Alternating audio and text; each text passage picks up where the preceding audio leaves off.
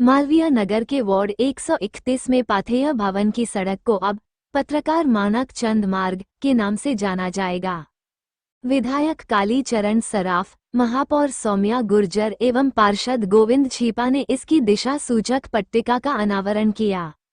मानक चंद लंबे समय तक संघ प्रचारक रहे, बाद में उन्होंने संघ के मुखपत्र पाथेय कर्ण का संपादन किया। इसी कार्यक्रम में पार्षद छीपा ने अपने 5 वर्षों में किए गए कार्यों को भी जनता के सामने रखा। पार्षद ने कहा कि जनप्रतिनिधि का सामाजिक अंकेक्षण स्वस्थ लोकतंत्र के लिए आवश्यक है।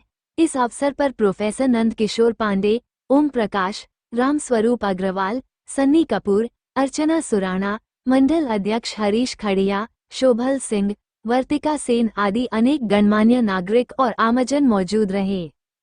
भाई साहब, हम देख रहे हैं विकास कार्यों की कड़ी में आपने आज पत्रकार मानक चंद जी का भी पट्टिका का विमोचन करा और विकास कार्यों को भी उद्घाटन। देखिए, इसके लिए मैं महापौर जी को बहुत बहुत धन्यवाद देना चाहूँगा कि उन्होंने मूर्धन्य पत्रकार आदरणीय स्वर्गीय मानक चंद जी के याद में और ये जो पाथेय कर्ण मार्ग है उसका नाम स्वर्गीय मानकचंद पत्रकार मानकचंद मार्ग रखा है। इसके लिए मैं उनको बहुत बहुत धन्यवाद देना चाहूँगा।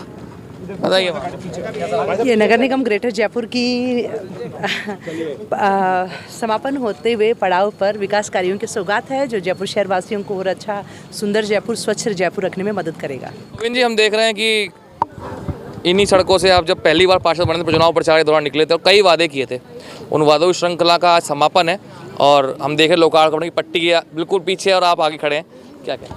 देखिए, जब मैंने चुनाव लड़ा था तो इसके जो जितनी भी समस्याएं थी उनको लेके सीवर की थी, चाहे सड़क की थी, चाहे पर्यावरण को लेके वृक्षारोपण की थी, वो सब उसका अगर मैं बताऊं कि क्या क्या काम किए हैं तो वो पुलिंदा अभी बहुत लंबा हो जाएगा, वाणी का अतिरेक हो जाएगा।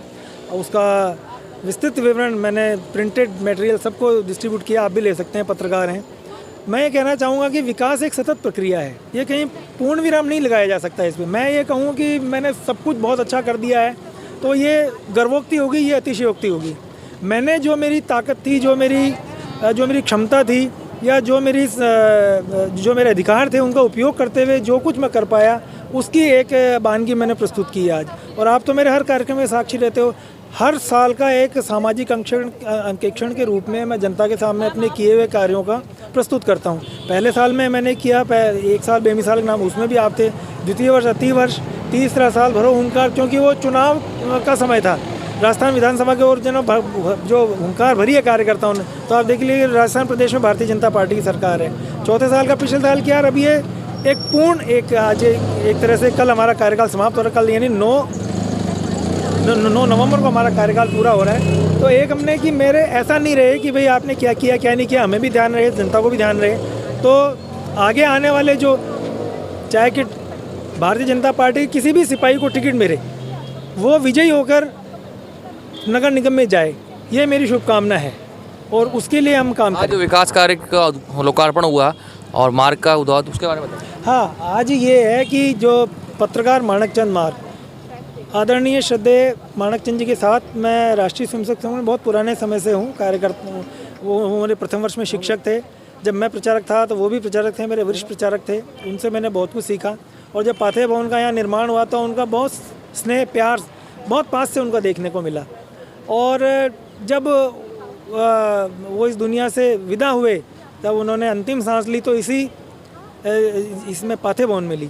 तो मेरी बड़ी इच्छा थी और मैंने माननीय सौम्या जी से निवेदन किया कि क्या ये संभव है कि इस सड़क का नाम हम आदरणीय श्रद्धेय स्वर्गीय मानकचंद जी के नाम पे कर सकें।